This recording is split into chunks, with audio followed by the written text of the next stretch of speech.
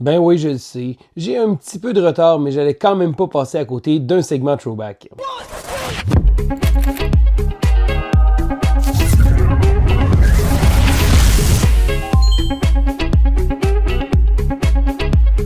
Bonjour l'école du jeu, mon nom est Sylvain et nous voici une fois de plus pour le segment Throwback du mois d'avril 2023. Alors oui, 2023, parce que c'est le but du segment, je retourne un an en arrière et je revisite les jeux que j'ai acquis l'an dernier. Parce que j'ai la chance, le privilège de pouvoir essayer une tonne de jeux pour pouvoir vous partager mes expériences et souvent je le fais lors de mon Quad 9. Mais souvent, je vous en parle une fois lors du Quad 9 et après ça prend un bon moment avant que je vous en reparle. Donc le segment Throwback me sert justement à mettre en perspective un peu avec un petit peu de recul parce que certains jeux que je joue et que je continue de jouer et que je garde dans ma ludothèque, d'ailleurs, il y a quelques très très bons jeux que je vais vous parler que j'ai acquis l'an dernier, mais il y a d'autres jeux qui quittent ma collection et souvent je vous dis aussi pourquoi.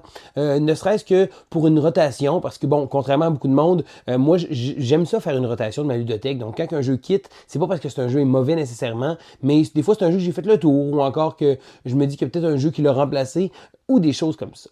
Donc, fidèle à mon habitude, je commence avec les jeux qui ne sont plus dans ma collection et je commence avec le jeu Bad Company.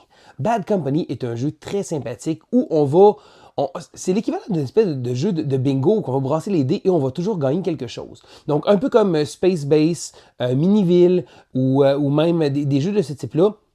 Valeria Card Kingdom, oui. C'est des jeux que les joueurs vont brasser des dés et on va pouvoir appliquer. Donc, on a différents résultats. Donc, dans le cas de Bad Company, on incarne une bande de truands et nos truands, on va pouvoir construire, si on veut, les truands en rajoutant des cartes. Donc, ça fait un petit effet très, très loufoque et très, très amusant, mais de manière à pouvoir recevoir des ressources. Donc, par exemple, lorsque un 6 est tiré, à ce moment-là, je vais pouvoir activer telle chose ou telle chose. Donc, le joueur actif a toujours un bénéfice, mais ça fait en sorte que tout le monde est impliqué, tout le monde continue de jouer constamment et on va construire notre bande de truands comme ça. Il y a plusieurs petits éléments qui rendent le jeu intéressant. Il y a une piste au milieu où on a une poursuite si on veut, de voiture. Mais sinon, on va, avec certains icônes qu'on va aller chercher, on va pouvoir compléter différents objectifs, faire différentes choses. C'est un jeu qui est amusant, c'est un jeu qui se joue bien en groupe également. C'est un jeu qui gagne, je pense, à être joué avec un grand groupe parce que tout le monde joue de manière simultanée. Et ce type de jeu-là fait en sorte qu'il n'y a pas beaucoup de temps mort. Donc, un côté loufoque, un côté très amusant avec les gangs. On rajoute un peu des cartes et en rajoutant des cartes, bon, de manière à laisser passer certaines informations, donc pour pouvoir bonifier certaines combinaisons de chiffres, ça fait en sorte qu'on va avoir une petite gang de truands très très sympathique. Donc Bad Company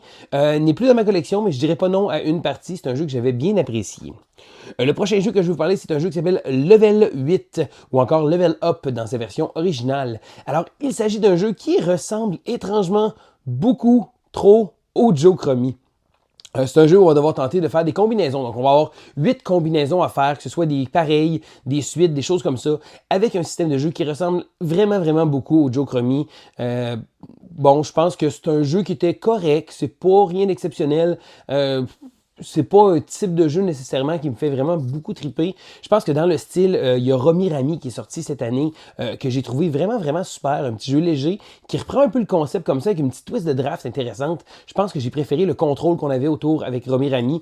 Level 8 ou le Level Up, juste tombé quand même un peu à plat. Le prochain jeu, c'est une grosse boîte parce que c'est Village de Big Box.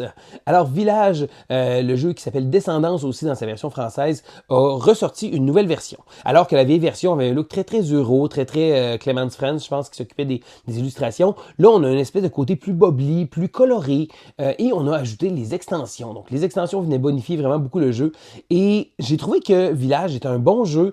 En rejoignant, c'est drôle parce que mes parties ont été inégales, je crois. Ma première partie que j'ai rejouée avec Big Box, waouh, ok, c'est le fun, j'avais déjà joué avant, mais là, j'ai comme repris le goût au jeu. Et l'autre partie que j'ai fait après, le jeu est tombé relativement à plat. Je pense qu'il manquait quelque chose.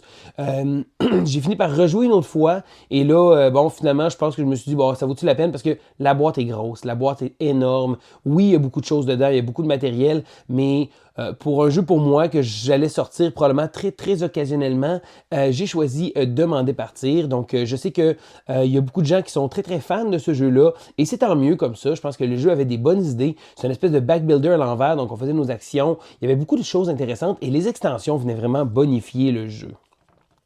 Je continue maintenant parce que c'est les 3 seuls jeux qui ont quitté ma collection. Je continue maintenant avec les jeux qui le sont encore. Alors, je commence avec un jeu qui s'appelle Flashpoint South China. Alors, Flashpoint est un jeu de la compagnie GMT. Habituellement, vous savez, c'est des jeux de guerre historiques, des jeux qui ont un look très drabe et souvent des jeux assez costauds. Ce qui m'avait intrigué avec Flashpoint, c'est que ça reprend un peu le concept de jeu un peu à la Twilight Struggle. Bon, je sais que Twilight Struggle est un jeu qui est adoré de plusieurs, mais ça reste un jeu qui a une porte d'entrée très à pic. Même moi, j'ai jamais joué au jeu. Le jeu m'intimide un peu. Je pense que ça prend vraiment le bon partenaire pour pouvoir jouer à ça. Dans le cas de Flashpoint, ils ont repris un peu le concept justement de jeu de cartes où que les cartes vont venir influencer différentes zones, donc de manière à avoir des majorités, mais aussi il y a beaucoup de jeux qui se fait avec les cartes. Et là, ils ont dilué ça de manière à rendre le jeu très accessible. On parle ici d'un jeu de 30 à 45 minutes avec un mode solo qui fonctionne super bien. Donc oui, au départ, on a beaucoup de chartes à vérifier, des choses comme ça, mais je voulais me sentir un peu, je voulais essayer ça un peu, ce type de jeu-là, qui n'est pas un type de jeu que je suis habitué de jouer. Donc j'ai bien aimé. J'ai joué 2 ou 3 parties quand je l'ai reçu, principalement en solo. J'avais hâte de l'essayer à 2 joueurs. J'ai pas encore eu l'occasion de le faire. Là, en le voyant dans ma liste, ça m'a dit « Hey, c'est vrai, j'ai ça dans ma collection. » Au moins, c'est une petite boîte qui prend pas trop de place. Donc, c'est un jeu de GMT. Je pense que GMT, souvent, ça peut être un peu comme un film de répertoire. Ce ne serait pas nécessairement pour tout le monde. Les gens qui s'y connaissent vraiment vont adorer ce type-là. Mais de temps en temps, j'avais le goût d'essayer de voir si un jeu de répertoire comme ça. Donc, Flashpoint, c'est certain que les gens qui aiment Twilight Struggle vont dire, ben non, ça n'a rien à voir. Twilight Struggle, c'est beaucoup plus complexe, beaucoup plus nuancé, plus de layers, plus de choses. Oui, mais je voulais avoir de quoi qui était simplifié de manière à le rendre accessible et surtout de pouvoir l'essayer. Donc, j'ai bien aimé ça. D'ailleurs, en vous en reparlant, ça me donne le goût de le ressortir.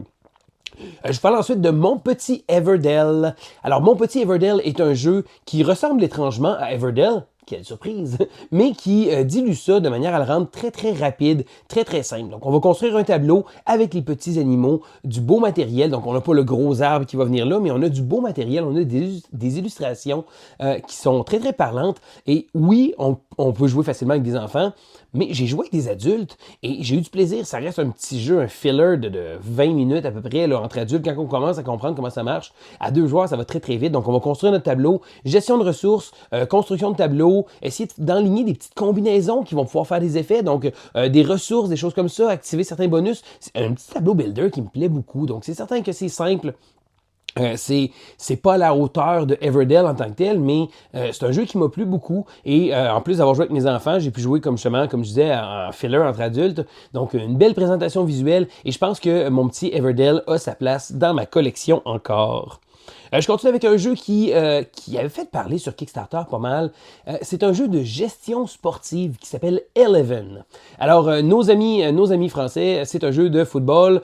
Nous, on va dire le soccer ici. Donc, je dirais que c'est pas le sport qui résonne le plus en moi, mais par contre, l'aspect gestion me plaît énormément dans le sport. D'ailleurs, quand je jouais avec mon jeu NHL de EA Sports, les jeux de console, j'aimais beaucoup l'aspect de négociation de salaire. On négocie, on prépare l'équipe, on fait l'alignement. Donc, il y a la saison morte, on fait des transactions, on fait des choses comme ça. On a l'aréna à gérer. Bon, ici, on a plein de choses à faire. Donc, que ce soit le stade, les prospects, le repêchage. Les matchs sont assez mécaniques, par contre. On fait une saison. Donc, on va avoir... Je pense que c'est l'aspect de gestion qui me plaît énormément. Les matchs c'est un peu spécial au début, se mettre en tête à comment ça fonctionne. Et lorsque j'ai sorti, c'est un jeu qui est assez costaud.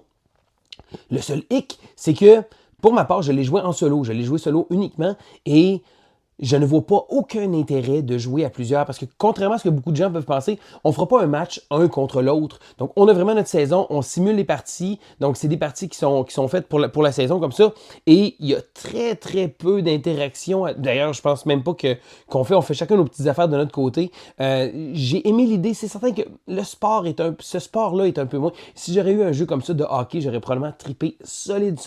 Là, quand je l'ai reçu, j'ai joué 5-6 parties. J'ai bien aimé ça. Ça fait un petit bout de temps que je l'ai pas sorti parce que c'est un jeu qui est quand même assez costaud. Faut pas s'attendre à de quoi de très simple. Et je dirais que la chose la moins intuitive au départ va être les parties, de la manière que ça fonctionne, mais c'est quand même bien pensé et j'aime beaucoup l'idée de gestion du sportive comme ça. Donc, c'est plus axé vers l'aspect économique, si on veut, que de faire la partie en tant que telle. Donc, Eleven, un bon jeu. Je ne sais pas s'il est excellent. Je me suis demandé à quelques occasions, est-ce que je le conserve? Je me dis que j'aime beaucoup l'idée. Il faudrait que j'y rejoue, je pense, parce que c'est un jeu qui est comme un peu... il y a eu le buzz initial, comme je vous parlais au début, il y a eu le buzz initial où j'ai joué beaucoup. Après ça, je l'ai mis un peu de côté. J'ai quand même été chercher quelques extensions, des stades, des nouveaux joueurs, des choses comme ça. Donc, j'aime l'idée, je pense. Est-ce que la réalisation va être assez pour pouvoir faire en sorte que je le conserve? Ça va être à voir un peu plus tard. Je continue avec un autre petit jeu qui s'appelle Mafia de Cuba. Alors, je vais être franc, Mafia de Cuba, je l'ai reçu l'an dernier au Jab. C'est un jeu gratuit qui a été offert à tous les gens qui participaient à l'événement.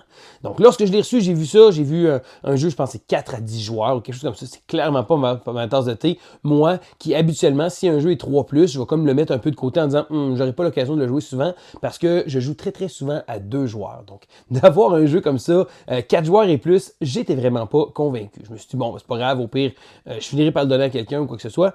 Et à un moment donné, avec une soirée avec des amis, on a eu l'occasion de l'essayer et je dois dire que j'ai été surpris. Bon, c'est pas mon type de jeu habituel, je le sortirai pas énormément souvent, mais il est quand même resté dans ma collection parce que j'ai pas beaucoup de jeux qui se jouent à 10 joueurs et qui sont relativement intéressants pour ce nombre de joueurs-là. Alors, c'est un jeu de bluff où on va devoir tenter on va avoir un système de bluff, donc ça va être de trouver, on va avoir des diamants, et là, il va falloir savoir un peu qui va voler les diamants. On va s'informer, on va poser des questions à savoir, les gens peuvent mentir un peu. Il y a certains personnages qui doivent trouver d'autres, donc il y a un agent de police qu'il ne faut pas qu'il se fasse accuser. Tu sais, il y a des cambrioleurs, il y a plein de petites choses comme ça qui font en sorte que c'est une belle expérience de jeu social sans être un jeu de déduction sociale a priori. Donc oui, il va falloir réussir à trouver c'est quoi les rôles des joueurs, mais contrairement à un loup-garou, une autre chose comme ça, là, on va y aller vraiment avec le bluff directement, donc de parler, hey, il y avait combien de diamants quand tu l'as reçu? Ah, bon, il y en avait 5, mais on s'en est mis dans les poches. Et là, les joueurs doivent se mettre des diamants justement dans les poches. Je pense que j'ai été surpris parce que mes attentes étaient très basses. J'avais vraiment,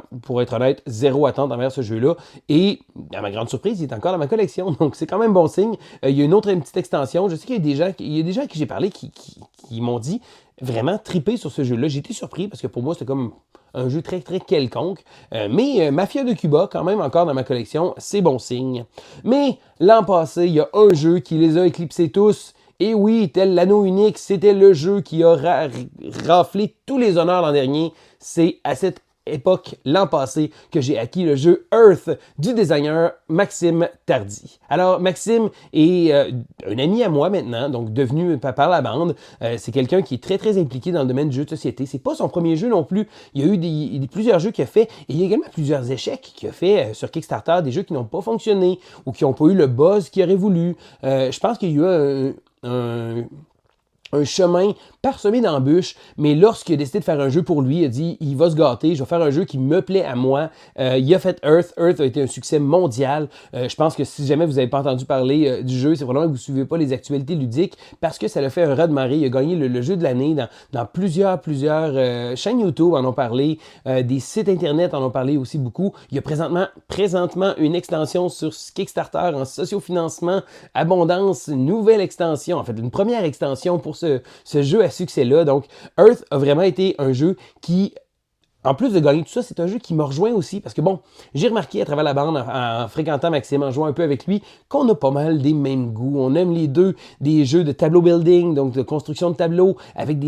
fabriquer un moteur pour générer des choses, faire des combines, des choses comme ça. Et Earth, c'est exactement ça. On va se construire un tableau de cartes qui vont rebondir les unes des autres. Earth a l'avantage de se jouer en simultané. Ça veut dire que tous les joueurs sont impliqués autour de tout le monde. Bon, beaucoup de gens vont dire qu'il y a très peu d'interaction directe avec les autres joueurs. Effectivement, mais moi, j'aime ça, faire mes petites choses dans mon tableau. Et on peut quand même regarder qu'est-ce que les autres vont faire pour essayer de maximiser nos coûts à nous et de faire en sorte de ne pas nécessairement bonifier le tour des autres. Donc, je pense que c'est un jeu qui gagne à être connu. Ce que j'aime de ce jeu-là, c'est que une durée d'une partie, c'est tellement raisonnable. Il y a du monde qui m'ont dit « Hey, ma partie a duré 2h30. » J'ai de la misère à comprendre. Mes parties de Earth, habituellement, durent autour de 45 minutes. Et ça, pratiquement peu importe le nombre de joueurs. Certains qu'avec des nouveaux joueurs, ça peut être un peu plus long. Mais c'est un jeu qui résonne énormément avec moi. C'est un jeu que j'apprécie beaucoup et pas simplement parce que l'auteur est quelqu'un d'ici ou que l'auteur même est devenu un ami par la bande. Non, c'est parce que c'est un bon jeu qui va vraiment chercher dans mes goûts ludiques. Donc, c'est un jeu qui va probablement faire partie de mon top 10, top 15 de mes jeux favoris de tous les temps.